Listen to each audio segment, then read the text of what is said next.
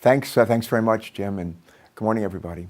I'm sorry I can't join you all today at Clayton Hall to discuss something that I'm dedicated to, deeply dedicated to, and that's personal wellness and effective wellness strategies to stay healthy and to stay active and get a better healthcare outcomes for less money.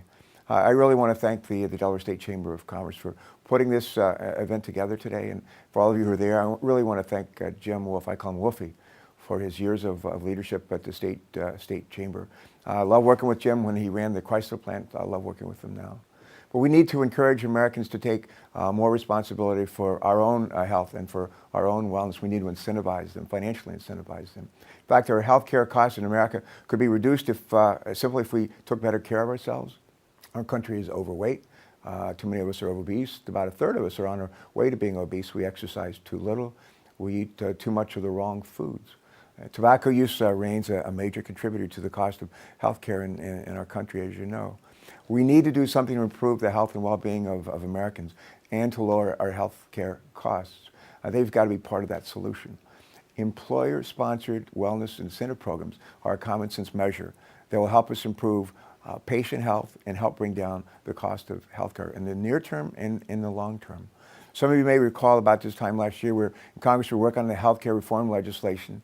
A number of provisions in the law, including a number that I helped to write, encourage Americans to take more responsibility for improving their own health and promote employer-sponsored wellness programs. Now, one of the provisions that I helped write allows employers to encourage employees to lead healthier lifestyles by giving them significantly lower health insurance premiums and by expanding employee wellness programs. Let me just stop right here just to say, one of the things that I wrote, along with a senator named John Ensign from Nevada, was a provision that says employees can get 30% premium discounts in their health care premiums by, if they're overweight, lose weight, keep it off. If they smoke, stop smoking, continue to stop smoking. If they have high blood pressure, high cholesterol, bring it down.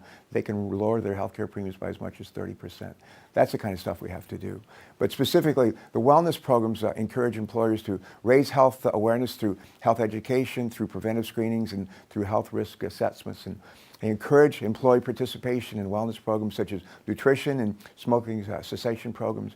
And they nurture a supportive environment by creating on-site policies that encourage healthier lifestyles, healthier eating, physical activity, and mental health too.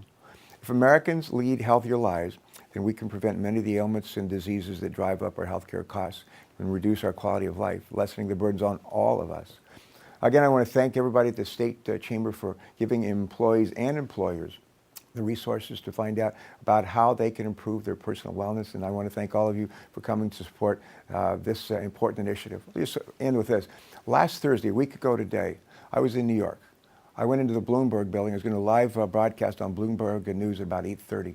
I walked into the building about 7:30. Got up to the second floor. Everybody was gathered around. They had all this like food court up on the second floor around this big atrium, and really incredibly healthy food, fruit, whole grain breads, whole grain cereals, you name it, excellent juices. We filled up our plate. We had like an hour to kill, so we filled up our plate. Said, "Where's the cashier?" The cashier, there was no cashier. They basically provide food for their employees, and they intermingle throughout the food court all kinds of ideas for healthier lifestyles. And it's what they're doing at Bloomberg in order to try to get people hooked early on, not on unhealthy food and unhealthy lifestyles, but on doing the right thing. And that's a smart decision, one that's going to pay dividends for the employees, for the employers as well, for their bottom line. I hope you walk away with some great ideas like that. I also hope you've had a healthy breakfast today. Take care. Thanks so much.